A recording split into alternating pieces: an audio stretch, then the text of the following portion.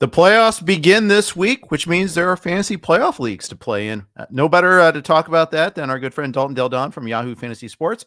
Coming up next on the RotoWire Fantasy Football Podcast.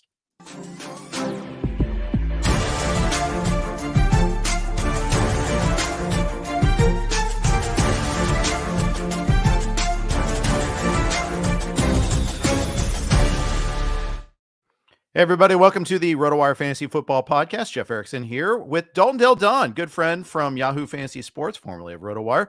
Dalton, welcome. How are you? Doing well, Jeff. Thanks for having me. It's been a while since we've spoken. I'm trying to start to get into baseball mode, but still full blown football here. So happy to talk some playoff strategies today. Especially with your Niners looking so good, top seed in the West, and betting favorite in many circles between them and the Ravens for the Super Bowl itself. So looking forward to that. You've done so many leagues with us over the years, a lot of playoff leagues. Anytime Liz and I had a league, you were in. So you know all the various types of formats. Do you have a particular favorite format for playoff fantasy football?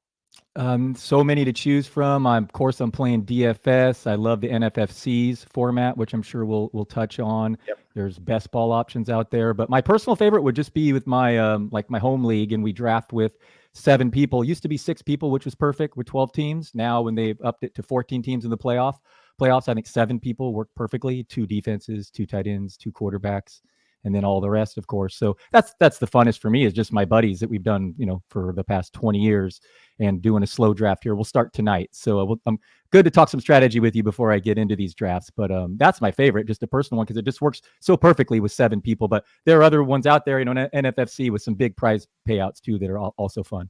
Yeah, I agree with you. That's my favorite format. Did one last night on Sirius XM. 7 teams also. We did the 2 tight ends. That got a little gnarly at the end there. But I love that because the strategy component is really interesting. Do you go with the best available player? Do you bankroll teams? And the only negative is you're beholden to draft slot.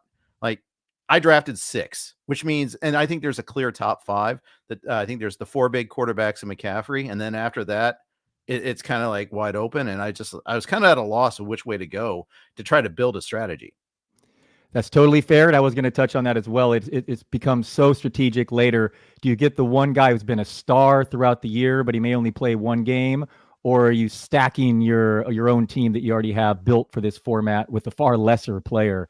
So I agree with you to an extent, but I would probably throw CeeDee Lamb in there. And I think there's a top 6 for me. The Cowboys setup is so good, and especially if you're playing in PPR. He's just been a monster. And the fact, I think Dallas might be the safest projection for games played, given their possible opponents, and not to mention the upside of the 4th game. So we'll talk more about the details, but I would throw CeeDee Lamb in there. And then I would agree with you. A salary cap draft and auction would be better in this format, ideally, if you get 7 sickos who are that into this, because there is a drop off there. I would say if you get a last pick in this year's fantasy draft, you get the 6th or 7th pick. I think, it's certainly a fall off. Yeah, and I'll be honest, I drafted Hurts instead of Lamb, and I wish I would have gone the Lamb route because I didn't like the way it flowed. I didn't, and the thing is, with the Eagles, they could get knocked out by the Bucs for all we know. But Hurts could also be incredible, and he could win. He could play 3 games. I don't think they can beat the Niners, but I think they at least give Dallas a challenge if it got to that. So I don't know. It's tough, but then again, they could have faced the Niners in the 2nd round anyhow. So that's the other problem that with going the Eagles route. Yep. Okay, so let me hype Lamb a little here. I think you just have to have him in your DFS lineup this week and just pay up whatever site you're on. He had 101 catches, 1,366 yards from scrimmage, and 13 touchdowns over Dallas's final 11 games after the bye, when the team just went away from Pollard, start running more motion, and made Lamb the centerpiece of the offense. Over that 11-game span, he scored 89.3 more half PPR fantasy points than the next best, Amon-Ra St. Brown. I mean, he averaged more fantasy points over those 11 games than McCaffrey averaged this year. Dak is just so awesome at home, 8.6 YPA. The Cowboys averaged 37.4 points per game at home. And Green Bay's been completely vulnerable to the slot. They've allowed the second most fantasy points there, and that Lamb has run 60% of his routes this year. And then, possible matchup week 2, would be the Lions, who are a huge pass funnel defense. Just shut down the run and then just go crazy for 2 games at home. And then even if they lose in San Francisco, you're getting the 3 games, which is the max that Lamar and Purdy can play. So I like Dak and I like Lamb quite a bit in these playoff leagues. Yeah, Dak went 1 overall in our draft. Yeah, okay, makes sense. So yeah, your coworker and friend Scott Pianowski took Dak 1. So I and the thing is 2 QBs, and I was just kind of paranoid about what I'd be left with. I probably should have. I might have, and the thing is, I could have taken in his 3rd round reversal. I could have gotten something decent at 3-2 with my second quarterback. I could have gotten a quarterback in the second round. I wish I would have gone Lamb at 1-6. I really do. Because I didn't like how my team laid out afterward there too. And then I was kind of locked in on taking Eagles. Took Eagles and Lions. I took everybody's favorite team to fade. And so it could be like one of those counterintuitive works things, but it might also be like my league team where I'm going to be a double buyer this year, where I knew coming out of the draft it was terrible, and sure enough, it was terrible. So it happens. No, fading the room, you often get richer doing it that way. So on one hand, the Eagles, they are limping into the playoffs. Who knows if A.J. Brown will even be available for this game. They had the 2nd lowest point differential this season of the playoff teams, behind only the Steelers. But on the other, Hurts is just 15 rushing touchdowns. That's just a cheat code, and everyone's off them. But 6 weeks ago they were the favorites to win the conference, so they're well coached. Tampa Bay is also limping. I mean, Mayfield is playing hurt, so the Eagles are 3-point favorites. And say the Rams upset the Lions. I mean, not that the Eagles couldn't go into San Francisco and also win, but say the Rams upset the Lions, very possible, and suddenly have a divisional matchup in Dallas indoors, against a defense that could be a shootout too, and they could win that. So there's a definite path for Jalen Hurts. I mean, he's a fantasy monster. He accounts for so many touchdowns. Him and Josh Allen are just so valuable that way when they're getting in the red zone. Absolutely. So I think I like your approach better, and I wish I would have gone that way. But we'll see. I still do love that format still the most. I think the other thing is that I found noteworthy is how everybody kind of pushed the running backs down a little bit. There was a couple, McCaffrey obviously went in the 1st round, and then I think we went to like the 4th round till we got the 2nd running back. I think it was something pretty interesting. Whereas in your father's playoff fantasy football leagues, let alone your regular season fantasy football leagues, very running back heavy. That wasn't the case here. Now, 3 receivers, 2 tight ends, and a flex also dictate that a little bit along with the super flex. But still, I think it's also kind of a reflection of today's NFL too. It completely makes sense because I keep hammering home how much I like the Cowboys, and Pollard's going to be consideration for one of the next backs after McCaffrey, if not the next one. But this guy, I mean, he converted 2 of 17 carries inside the 5 for touchdowns this year, 1 in week 1 and 1 in week 18. Yeah. He did show more explosiveness in the second half of the year, and even, mentioned that leg surgery affected his explosiveness. I underrated that, ranking him way too high before the season started. That deltoid surgery, I just completely underrated. But he's showing more explosiveness now. His role is so good. Cowboys have the highest implied team point total this week. I mean, again, they are averaging 38 points per game at home, and they're going to get 2 home games. So I could see the argument for him. I like Pacheco with McKinnon still on IR. That passing offense is a little obviously dysfunctional. He's been a monster down the stretch and now healthy. They rested him as a bye last week for him. So going to be the coldest game in NFL history possibly this week. So I like Pacheco as an argument. The next, what do you do with Kyren Williams? I'm curious where he went because he's a monster and he gets this tremendous role, but the Lions have just completely shut down opposing running backs. So he's an interesting one. I love the Kupp, Nakua, Stafford there because of this run funnel defense, but Kyren, you can't deny that role. So I'm curious where he went. All those guys are arguments to be running backs to go off the board right after CMC. Yeah, I think Kyren was RB3. I think Pacheco was RB2 actually. So they're there's some wavelength there with you on that one there. I think if you get locked out of the Cowboys, of the Niners, it's easy to bankroll Ravens if you get Lamar, because I think his pieces don't cost you that much, but the Bills seem very attractive because they could get you 4 possibly there. I think a lot of people are kind of picking the Bills to be that trendy team that could scare the Ravens. Yeah, the stock James Cook. I mean, he was a monster after the offensive coordinator switch, and then totally fizzled down the stretch. Maybe it was a little unsustainable. All those, the high target per route run rate. He still, leaves the field in the red zone.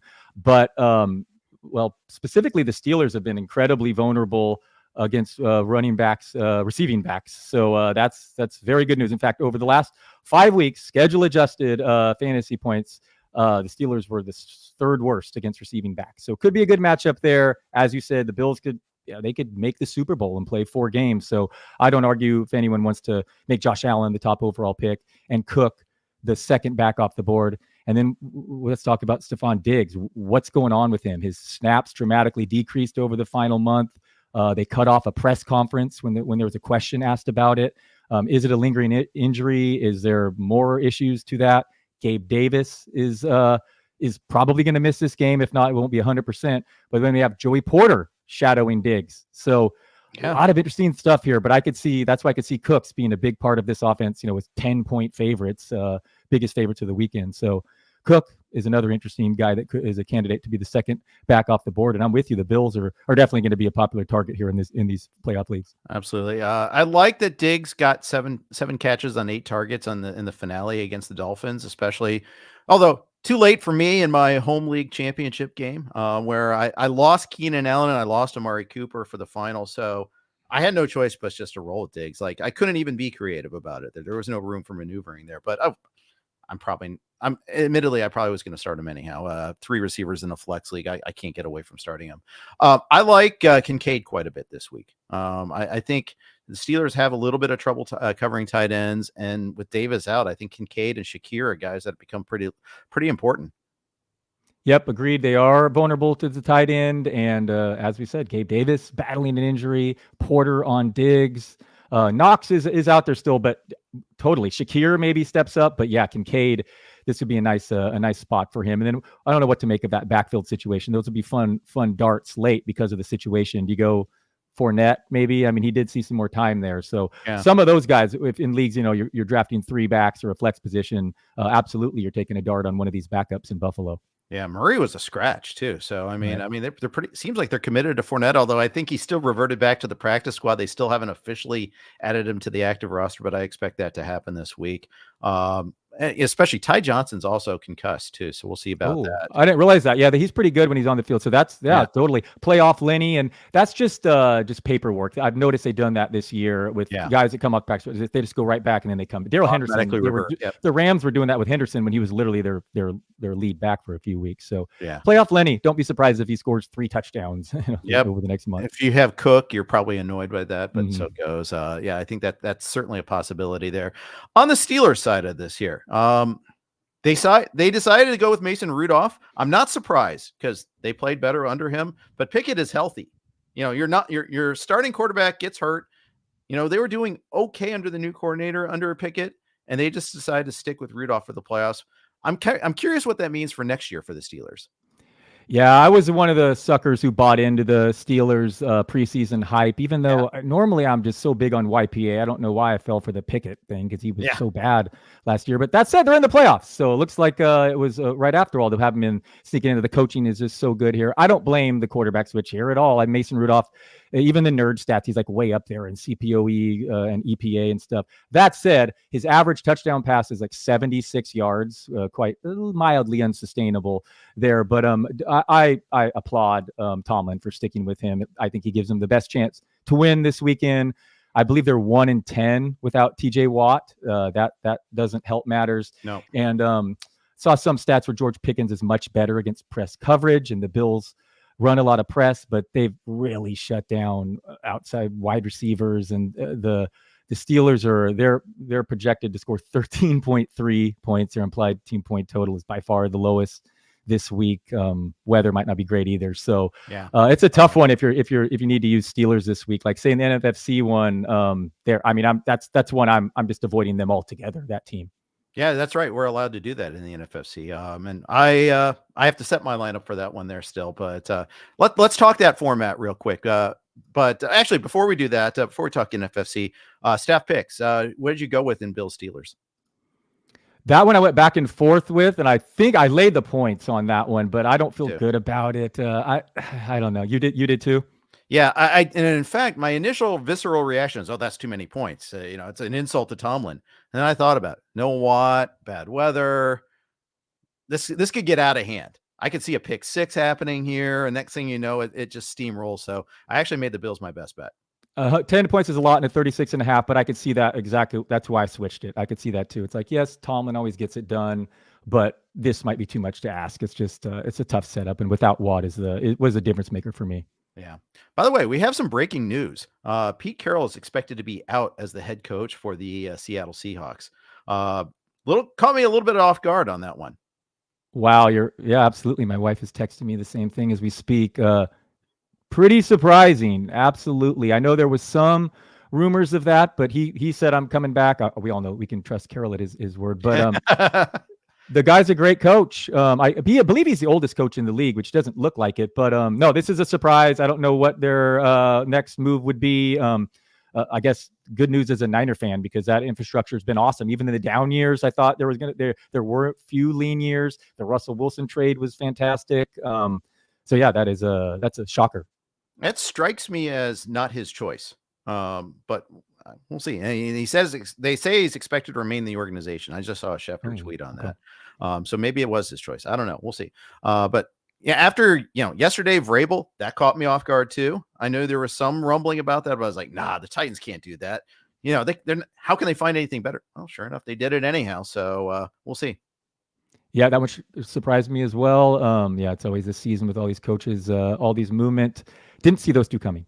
Yeah. So maybe that's another entry in the Harbaugh sweepstakes if he does indeed go to the NFL. Yeah, we got to see him back in the NFL. It seems like a for sure thing at this point. Yeah, I wouldn't be surprised too. The way he brushed off the question, instead of just saying, no, I'm staying at Michigan, if he really, that was his intent, he would have said so.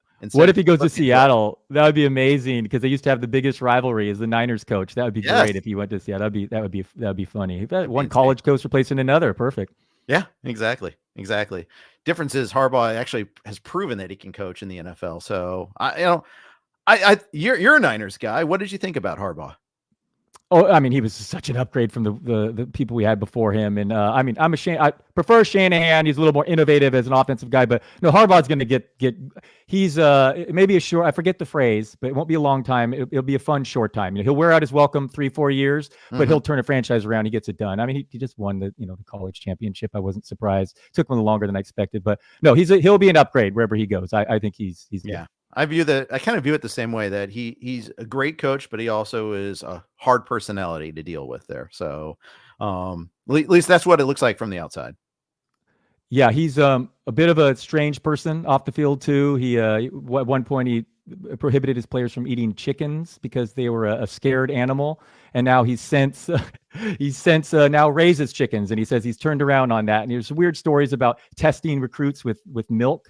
He's an odd guy, but the results on the field speak for themselves. Indeed, they do. Before we move on to talk about the NFFC's contest, a quick note from our sponsors at Circa. Get ready for the ultimate big game parties at Circa Resort and Casino. Super Sunday is in Las Vegas this year. Watch the big game poolside at Stadium Swim's big game viewing party. Massive screen, booming game sound, and a view of the pyrotechnic and visual effects throughout the game. Snag the best seat in the sun with day beds, poolside boxes, cabanas, and more. Or touchdown at the world's largest sports book, Circa Sports, for the big game bash. 3 stories of football glory featuring a 78 million pixel screen. Book your seat with a variety of reservation options, including bottle service, open bar, stadium-style food, and more. Don't miss these legendary viewing experiences on February 11th. The big game parties, only at Circa Resort and Casino. Reserve today at circalasvegas.com. Also, we're on the Blue Wire Network. Here are their ads. Thank you for your patience on that. Thank you to Blue Wire for hosting our podcast. As always, I'm with Dalton Del Don from Yahoo Fantasy Sports. Let's talk about the NFFC's postseason hold'em contest there. You and I are both big fans of the NFFC, NFBC, all their contests they have to offer. This is a unique contest because there's multipliers. As we go deeper into the playoffs, if you've had that player all along, you can get up to 4x their production when it comes to the Super Bowl. So it's really kind of critical to get that right guy that gets the 4x. Yeah, it really is. I think quarterback is so interesting. I think Josh Allen and Lamar Jackson will be popular builds. But the Rams, I want to talk to you about the Rams. Okay. Do you know that? So the Niners had the most yards per play this year, 6.6 yards per play. The Rams, when healthy, got 6.7. So, I mean, it's the best offense in the league when Kyren Williams, Puka Nacua, Cooper Kupp, and Stafford are healthy. So they could go out week one. Obviously, they're underdogs. This is the first matchup in NFL history from two quarterbacks facing former teams in the playoffs. And comparing Goff and Stafford's numbers since leaving are remarkably similar. Of course, one has a Super Bowl. But they're facing an extreme pass funnel Lions defense. It allows the fewest fantasy points to running backs and just a ton to quarterbacks. Do you use Stafford here? With the multiplier, how far are they going to go? They have to face the Niners the next week if they do win this game. But Kyren Williams is an obvious option. Only he would face in Detroit and then in San Francisco. Not great matchups. Nacua and Kupp are so similar, and there's a lot of wide receiver options this week. So I think the Rams are one of the most interesting here as far as a strategical standpoint. And throwing Stafford in and one of the quarterbacks might be an interesting, smaller, slightly contrarian move. Yeah, it would be. I might do a Puka build there, and that way, if you lose them, okay, well, you lose them. It kind of strips away a little bit of the risk out of it there, but I definitely want to make sure I get a Ram. That's for sure. And I don't know. It would definitely it would set you apart from the quarterback tiers there, because everyone, like you said, is going to go. I think you're going to see a ton of Josh Allen. You'll see a ton of Dak. You're going to see a ton of Lamar and Purdy. But totally. that's actually already. It's not going to be that crazy because that's 4 quarterbacks to spread among them there. So your percentages aren't going to get that much higher than like 40%. And McCaffrey's you can only use one per team in this. So McCaffrey's going to take a lot of the Purdy, and my guy Lamb's going to take a lot of the Prescott. So, and then like the Josh Allens, Diggs and Cook aren't in the same caliber as the others. So, but the Rams do have the same caliber. Kyren Williams, 2 receivers. And then for DFS, quickly, Demarcus Robinson is affordable this week. He posted top 20 fantasy wide receiver weeks in 4 of his final 5 games, led the Rams in red zone targets and in zone targets over that 5-game span. And he's still just cheap in DFS. So he took over the Atwell third receiver role even before Atwell got hurt. So crazy. As crazy as it sounds, I mean, Robinson appears to be their preferred option in the red zone. That's a great cheap pivot too. When you've already paid up for CD Lamb, you can go ahead and use Robinson as one of your lesser guys there. I like that. I like that play a lot. It's funny because Robinson was he got on the field for the Chiefs a lot because of his ability to block. And I imagine that was also one of the things that attracted him to the Rams to attract him to the Rams. And why he maybe got in over Atwell, because Atwell's so tiny. He can't help you with the blocking schemes that much. Then Robinson probably could. And then he just earned it. And you could just see the sideline reacting every time Robinson made plays. I remember, was it the Thursday night game against the Saints, how the whole sideline was just enthralled with how he was playing. Yeah, and I'm shocked at the targets he's earned, as you said. Maybe get on the field to be a blocker and dealing with competing for targets with Kupp and Nacua, but he's just become the clear third guy in a condensed tree. And even Atwell was playing well before, so really surprised that Robinson emerged at this stage of his career to be such an important part of literally, arguably the best offense in the NFL when healthy together. Yeah, that's right. So yeah, it's fun. So I assume you're taking the Rams and over the Lions and staff picks and to win probably as well. I mean, it feels like everyone's going to be on them, but yeah, I will be on Rams, probably fading Lions in these pools. And so I did take the 3 points. Yes. Laporta I know it's kind of square to talk injuries, but I mean, Laporta, I think is a bad loss for them. Yeah. And the Lions are super, super tough at home, but you got the Rams indoors. So I think it is a stretch to ask them to win by more than a field goal. I fully expect that game to come down right to the end. Yeah. Well, I'm the dunce that took the Lions, so we'll see. I'm fading the room again. So we'll see how that goes. But I feel like the Lions might. I mean, their pass defense is the concern, but I also feel like their edge has been gone the last 2 games. They knew they're in. They knew they had the division. They beat the Vikings. Okay, let's just get through these next 2 weeks. Unfortunately, they didn't just get through these 2 weeks. They lost Laporta, like you said. I can't believe Goff was in the game with 2 minutes left in the game. I get the whole idea of completeness. You want to play a game, but take him out in the 4th quarter. Don't expose St. Brown, who hurt his ribs in that game. Don't expose anybody. Just crazy. Yeah, that was a little strange. You respect Campbell's just willingness to try to win a football game, though. But this is going to be such a fun one. Highest over under of the weekend. St. Brown in a DFS weekend without CMC. I think it's entirely possible to go St. Brown and Lamb, and then you pay down for the Robinsons here. And even at quarterback, maybe Stafford, because St. Brown averaging more than 105 yards receiving at home this year, and he sees a big jump in target rate and yards per route run when Sam Laporta has been off the field this year. And he's averaged the fourth best yards per route run against zone, which the Rams use at one of the league's highest rates. So I think St. Brown and Lamb are basically, you got to jam them in your DFS lineups this week. Yeah, that means you got to find a cheap running back somehow, or got to find a couple of things, and we can talk about that. Who are some of the where are you willing to save money if you're playing playoffs DFS? Yeah, running back is tricky. Devin Singletary is affordable on most, and he's just getting the volume. And the Browns' defense is different on the road, and people are probably all going to be picking the Browns. So I kind of like Singletary as a smaller one. But there are no real punt options this week. There's no injuries or anything. Right. So that's for maybe Jeff Wilson if Mostert. He seems a little bit more iffy than we give credit for. So actually, Jeff Wilson. Keep your eye on that situation if that becomes a little clearer. And that game's Saturday because, Achan's banged up too. And I think that's the only route to winning for the Dolphins in this weather is going to be running like they did in that first half against Buffalo. Weird how they kind of stopped in the second half, but I think they're going to be 100% concentrated on the ground. So Jeff Wilson, if you really want to go deep here in a possible situation with the health of the other two backs. Now let's talk more about that Chiefs-Dolphins game. Going to be bitterly cold. Tua's record in the cold weather is well documented. It's not very good at all. In fact, I don't think he's won a cold weather game yet. So at least I forget what the demarcation point is, what temperature, but obviously it's going to go well below that on Saturday night. The Dolphins don't have their top three pass rushers, missing another linebacker. They're missing Xavier Howard. They're a real mess right now, but can the Chiefs exploit that offensively?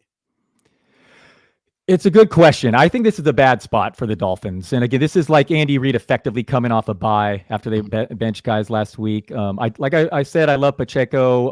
I don't think I mentioned this, but he saw his biggest snap and route shares of the season in the last game he played, and should be healthier now. So really think that he could be the center point of this offense with McKinnon on IR. Don't underrate how that allows him to be involved in the passing game as well. And then there's Travis Kelce, who's historically not had great numbers against Vic Fangio defenses, for whatever that's worth. And this game, not only one of the coldest games in NFL history, but supposedly some wind too. So something to consider. And then Rashee Rice, I love in these pools because, the Chiefs have upside. They could possibly play 4 games. This is still Patrick Mahomes, maybe the greatest quarterback of all time, with his best defense and maybe best running game. The running game hit and miss. Best defense of his career now, and it's still Patrick Mahomes. So they obviously have upside.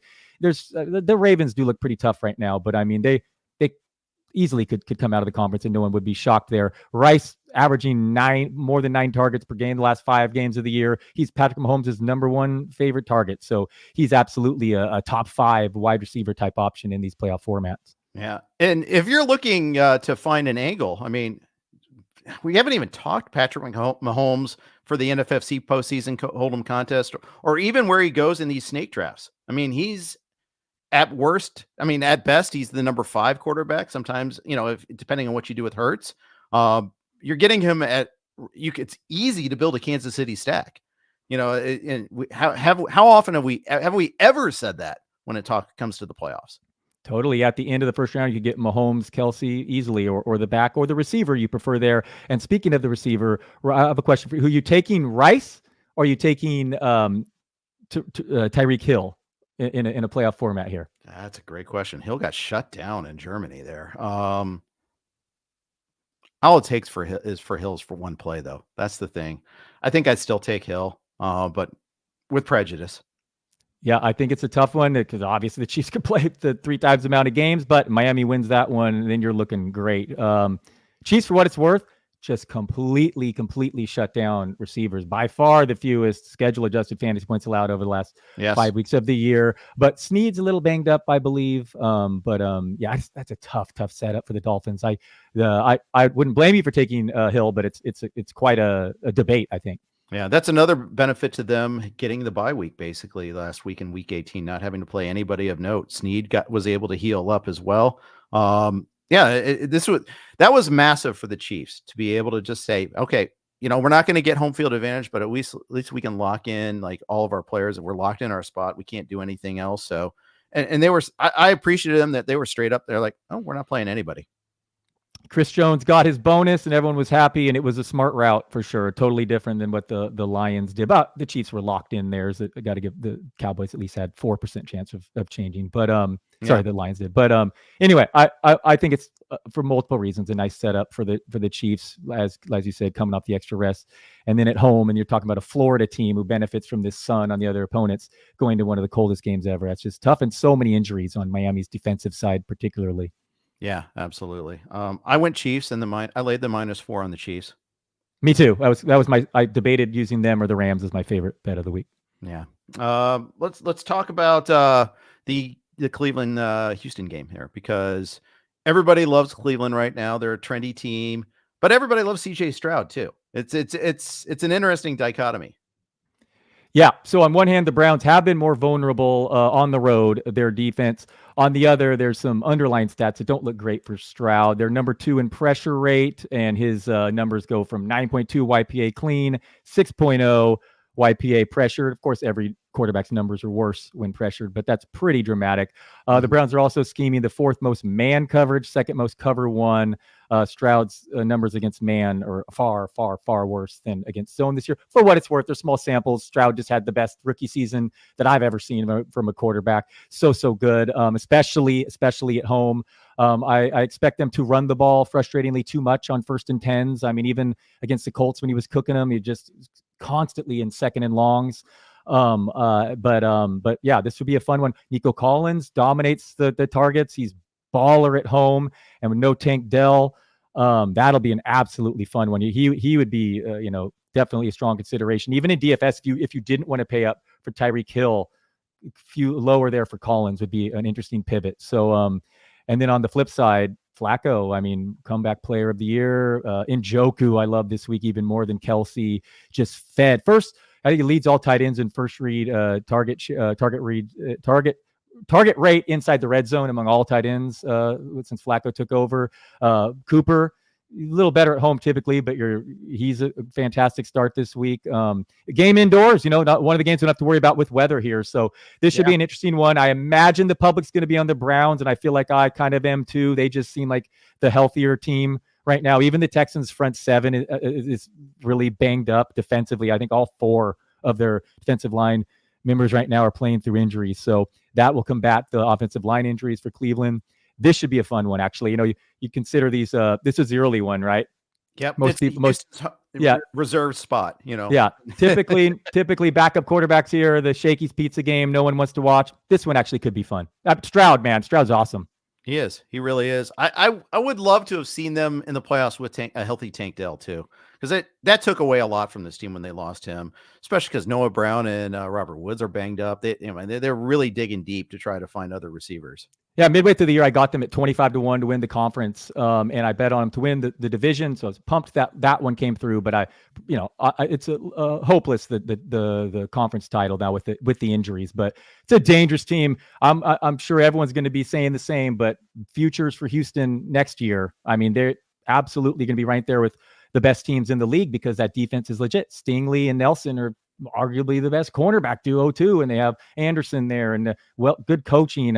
I know they like the offensive coordinator, but if they went a little more pass heavy with the legit Stroud, that team is going to be as dangerous as any next year. Absolutely. It's interesting how quickly the narrative changed on them too. We were using like Houston teams against Houston in Survivor in week 1, used the Ravens in week 1 in Survivor in a lot of cases there. And the way that Houston looked in the preseason, like, oh, okay, this is going to be a tough year for Ryans. They're not much in the cupboard, and that narrative changed pretty quickly. When did you get your bet in on winning the division? I forget. It was a few months ago. I can't remember. Around mid-season. Still enough to get 25-1. I know it definitely dropped afterward, but like I said, I know it's a long shot now with all those injuries. But their run defense, Houston, before getting annihilated last week by the Colts, they were the best in the league for like a 7-week stretch. So I mean, there's pieces here in place to really be a good team for the foreseeable future. But this could be a fun one because that said, they have been vulnerable to opposing quarterbacks, and we know Flacco is just throwing the ball more than any quarterback in the league, and the Browns defense is not as good on the road. So this one could have sneaky shootout potential if they allow Stroud to cook. Yeah, I think so too. Yeah. Any interest in Jerome Ford as maybe a cheap DFS play? Possible, but maybe with the injuries, why Houston got ran all over last week. But if you had asked me a week ago, I would have said absolutely not. Avoid this run defense at all costs. But yeah, given his affordable cost, and this week when I want to pay up for the wide receivers, he's not the worst play. I know Hunt is banged up, and even Pierre Strong left last week hurt too. Yep. So you may even see extra work from Ford. Yeah, exactly. So, I'm just trying to think of ways to get around that dilemma. If you want to try to fit both Lamb and St. Brown in, it's pretty tough. And I guess you have to maybe, I guess Collins, like you said, is a nice little pivot there from St. Brown, perhaps as a possibility there. But it's kind of tricky. Let's talk a little bit about Cowboys and Packers. Obviously, your love for Lamb and Dak is has been made here in a little bit there. What about on the Packers side? Jordan Love finished so strong. Is there a case to be made for maybe pairing him and Jaden Reed and seeing what they can do? I know the Cowboys pass defense, that pass rush is scary, but we've seen some teams pass against the Cowboys. Yeah, absolutely. We have. And theoretically, they're going to be having to play catch up and throwing a lot in the second half. The Cowboys are projected to score the most points this weekend. The Packers offense is better with a healthy Aaron Jones. Shockingly, the Packers finished with the fourth best EPA per pass this year. Jordan Love just was a revelation, man. He jumped out so a hot start, and then he slumped there in the middle, but finished so strong. Their future looks bright here. The receivers are banged up seemingly every week, but someone else steps up. So just pay attention to who's healthy there. And Jaden Reed looks like a future star and definitely worth our attention in these fantasy pools. Tucker Kraft, I'll say, is the minimum in Yahoo DFS. Yes, Luke Musgrave returned last week, but Kraft still saw 90% of the snaps, led Green Bay in routes run. So yeah, I think he's a punt DFS option in Yahoo there. But yeah, this is a game where the Packers offense is playing well indoors and maybe pushed to pass a lot. Yeah, I think it's interesting, like seeing that Reed and Wicks have surpassed Romeo Doubs, and obviously Watson hasn't played in weeks. So we were thinking, okay, these other guys will support Watson and Doubs, and instead it's been the other way around, where these guys have kind of surpassed them. Even Bo Melton has been sneaky good the last couple of weeks. Yeah, I was going to say Melton's even good. Wicks, great drafting. Geez, and Reed looks so good, even if the people studying his route running are just super impressed. So, Dobbs is going to be their fourth or fifth receiver next year because he has a lot of young guys seemingly better. Yeah. Aaron Jones, any interest in him this week? Yeah, he's another option for sure. He's getting a big workload, always the threat as a receiver. So even if they're playing from behind, AJ Dillon is playing through that broken thumb and banged up. So yeah, no one else there in the backfield. So Aaron Jones is a really interesting pivot. Even if they're playing from behind indoors, yeah, he's an option. Cowboys side, in addition to Lamb, if you're trying to build a stack, do you add Ferguson or do you add Cooks? Does any of those guys interest you? Yeah, either. Yes. Ferguson has all this red zone work, among the leaders in red zone targets, all pass catchers. And then Cooks is just so much better at home and really getting fed lately. He's finished the year 3 straight touchdowns. And Gallup is just a complete afterthought. So those are absolutely options to get a piece of the Dallas offense if you don't have Pollard, or even if you have Lamb. It's fine to go Dak, Lamb, and Cooks this week and bring back anyone from the Lions. Yeah. Green Bay's been vulnerable against the run. Is this a week where Pollard could actually be a plausible play? Yes. Yeah. I mean, he's had just such a frustrating year. Like I said, 2 of 17 carries inside the 5 for touchdowns, but his role remains so strong. And even if he just, gets you the 70 yards and falls into the end zone, I think, and there is upside for more. One of these weeks, maybe he will have that breakout, and it'd be fitting, after the fantasy season ends. So, yeah, I mean, it's the guy. It wasn't a bad luck situation. I mean, he lost explosiveness. He ran for fewer yards this year than he did the year before, and a million more carries. I mean, he had fewer receiving yards this season on 16 fewer catches. I mean, it was just the increased workload obviously played an effect too, from a guy who would benefit from coming in good situations behind Zeke in the past. But for all those reasons, it was frustrating fantasy year. But for this weekend, he remains in a good role on the team with the highest projected team total this week, nearly 30 points. So yes, he's a good DFS option. Line in this game was 7.5. Which way did you go? I ended up laying the points here and didn't feel good about it. Another one, it was a stay away for me. I'd use it more in a teaser here for the Cowboys. I could see the Packers hanging close, but at the same time, the Cowboys are such a different beast at home. I mean, you should treat them as two different teams, and here they are at home. And just when everyone's kind of buying the Packers, I wouldn't be shocked if this is a 20-point win for the Cowboys. Yeah, this is one of those games where like they're begging you to take the hook and say take the Packers here, and I did. But I feel like my line was right at 7. I mean, I feel terrible about this pick either way. I agree. Huge stay away. Yep, totally. Yeah. Jordan Love totally locked in for the Packers next year. Obviously, I think they'll just franchise him and then they can figure out the long-term deal, but they got to figure out, that they got to get this long-term contract taken care of. At least this is a successful year for the Packers, even if they get blown in this playoff game, because they figured out that Love is their guy. Yeah. Not to mention all these receivers they're producing in the tight ends, but absolutely the most important part of their season was Jordan Love's development. And I went from mockingly saying, I'm beginning to think there's a downgrade from Aaron Rodgers last year, middle of the year. Remember, it looked bad for a while there, but now it looks great. The future looks bright. He can run a little for fantasy. He was among the leaders in end zone targets, I believe. So just money for fantasy and real life. The Packers, well done. It looked like a good strategy resting him, and it paid off for them. Yeah. To me, it's interesting because he looks so poor in some of the games mid-season. Broncos game, the Saints game. There's a few others in there too. And then to finish the way he did, it just shows that we can't quite rush to judgment sometimes. And these younger players are inexperienced players. So Jeff, I made the Circa Survivor. I made it all the way to Thanksgiving this year, and I had my Lions ready for 7.5-point favorites there. Wow. But so Jordan Love has my respect, believe you me. He knocked me out of my Circa Survivor. Not many people were left then. Only 4-1, even though you did it this year. Yeah, forgot. Yeah. I made it to Bengals Houston, and it sucks to get knocked out by your own team. Let me tell you that was and I knew it was a kind of a trappy sort of game. And I still went with it because I didn't like my other alternatives. Didn't want to take like the Steelers who barely pulled it out, or I think that was against the Packers, or the Bears against Carolina was another option. And I was saving the Cowboys for Thanksgiving and the Eagles for Christmas. I had them elsewhere. I remember that game vividly. That was the Tyler Boyd drop, right?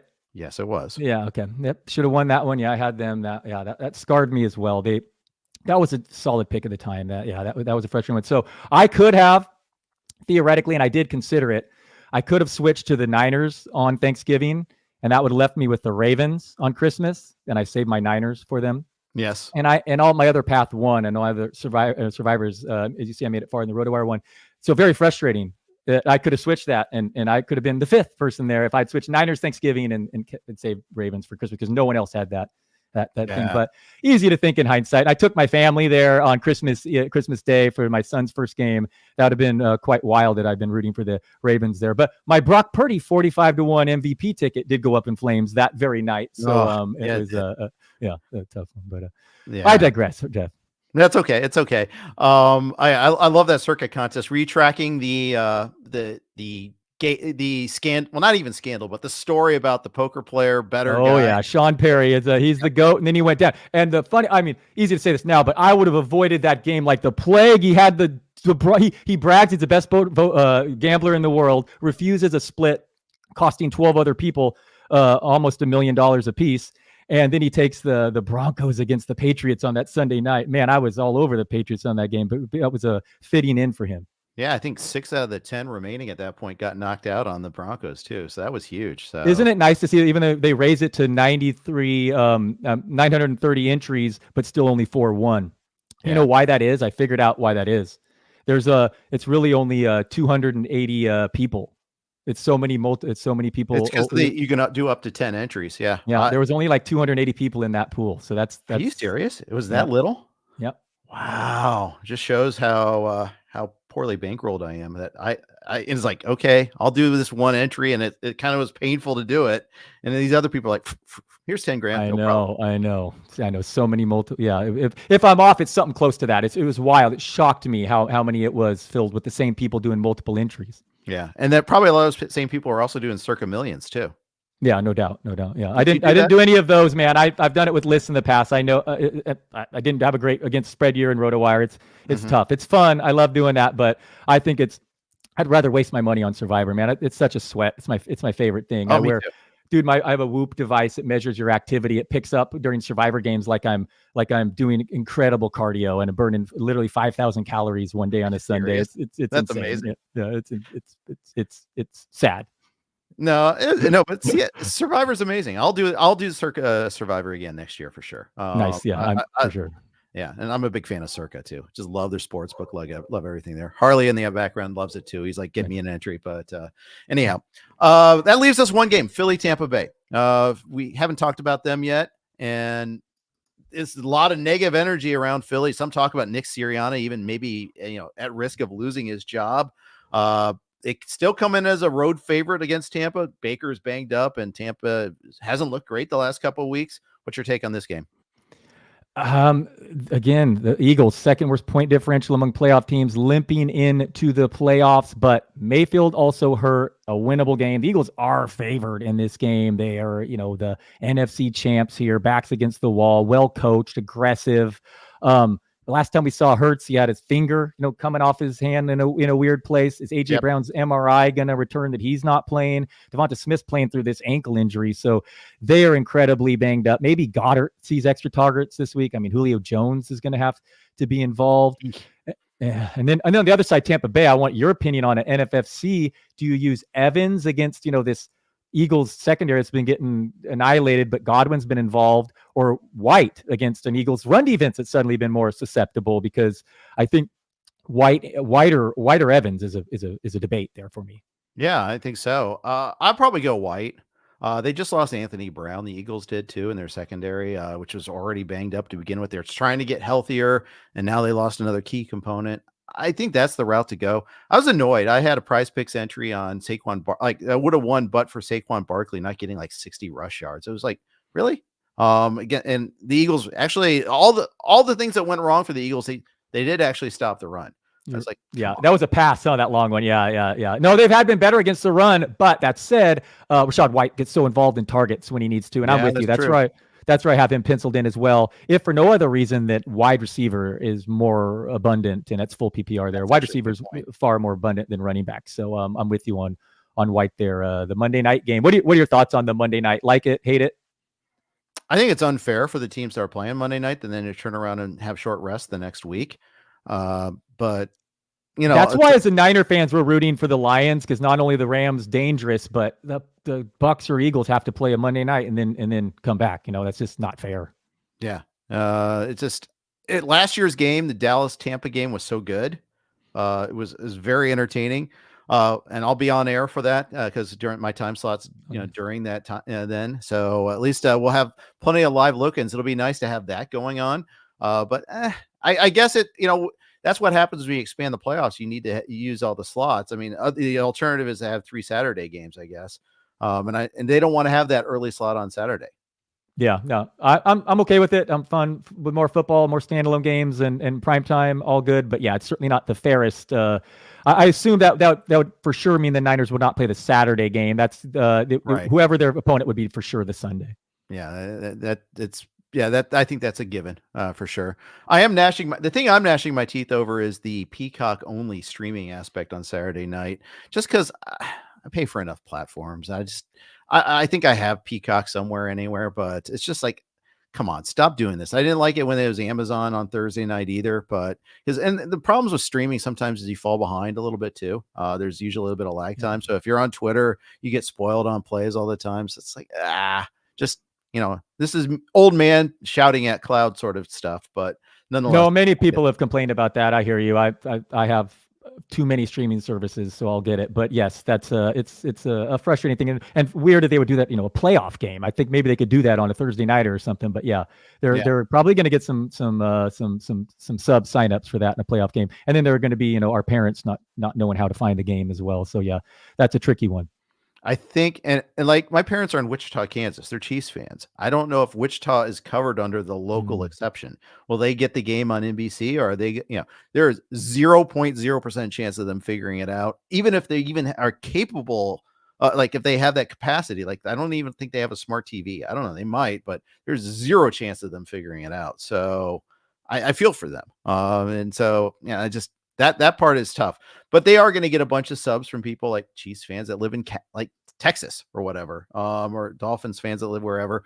So they'll get those signups, and that's all they want. So it's a win for them, but it's a definite loss for for others, I think, for sure.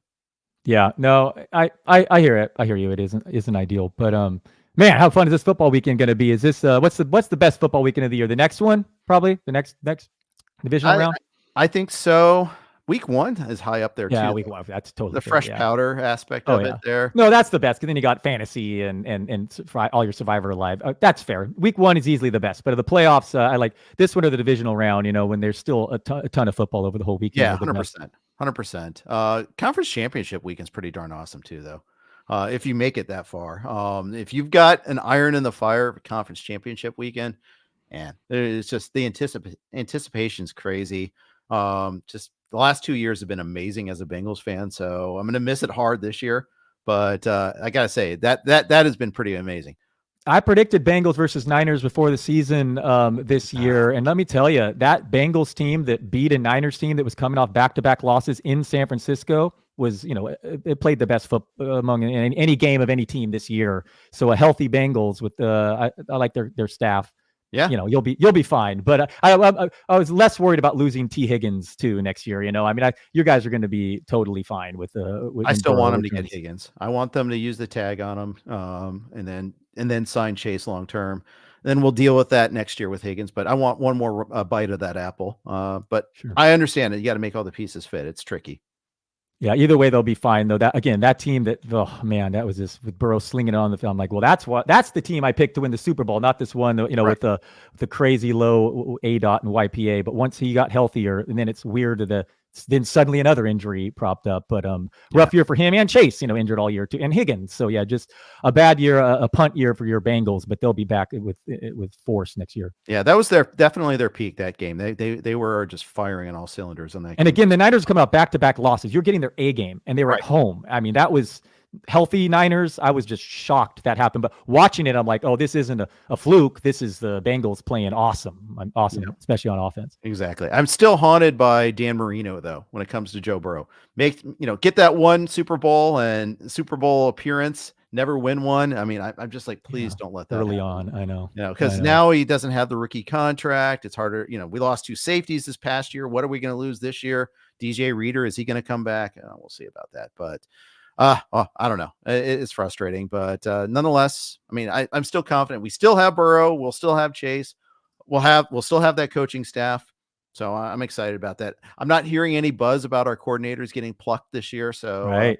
We'll hopefully. And I'll be drafting Chase Brown everywhere too. That guy looks fun next year. Exactly. Should be a fun team.